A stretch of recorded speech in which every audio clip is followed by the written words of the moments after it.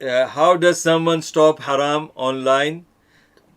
Not necessarily physical, but online. Why do you have to go on online if you want to do haram? Don't go online. If you want to go online, then go online. Open the Quran channel, listen to the Quran. Open the Hadith channel, listen to the Hadith. Read the Hadith. Alhamdulillah. Go to the YouTube channel where Islamic channels are there. There are thousands of, like, more than 500 Hadith videos are there of mine.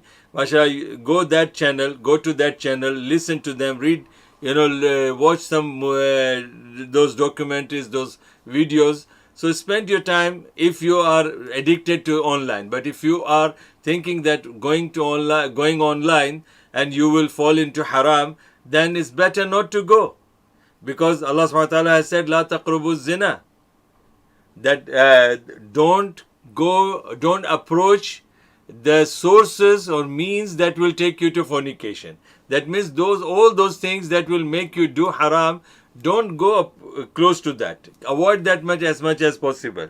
So this is the best way.